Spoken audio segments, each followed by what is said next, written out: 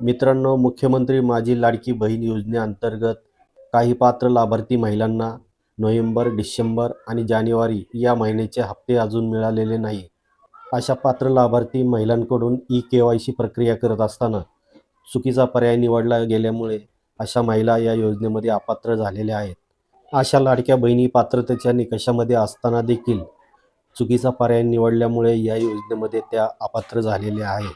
आणि ही बाब शासनाच्या निदर्शनास आल्यामुळे शासनाने महिला व बालविकास विभागामार्फत अशा लाडक्या बहिणींची अंगणवाडी सेविका यांच्यामार्फत फेरतपासणी करण्याची जाहीर केले. परंतु अंगणवाडी सेविका यांच्या विरोधामुळे शासनास प्रत्यक्षात या लाडक्या बहिणींची फेरतपासणी अजूनपर्यंत सुरू करता आलेली नाही.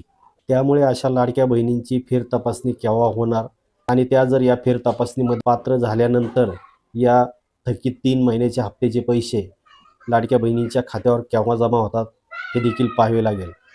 राज्याचे दिवंगत उपमुख्यमंत्री व अर्थमंत्री माननीय श्री अजितदादा पवार यांनी राज्याची आर्थिक परिस्थिती बिकट असताना देखील वेळोवेळी या योजनेसाठी अर्थमंत्री म्हणून निधीची कधी कमतरता पडू दिली नाही. या योजनेसाठी निधीची अगोदरच तरतूद करून ठेवत असत.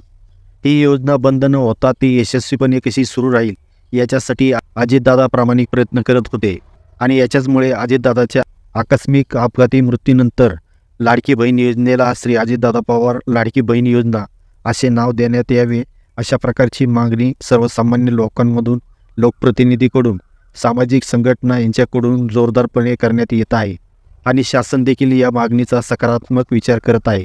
मित्रांनो, लोकहित माहिती या यूट्यूब चॅनलच्या वतीने लोकनेते स्वर्गीय अजितदादा पवार यांना भावपूर्ण श्रद्धांजली.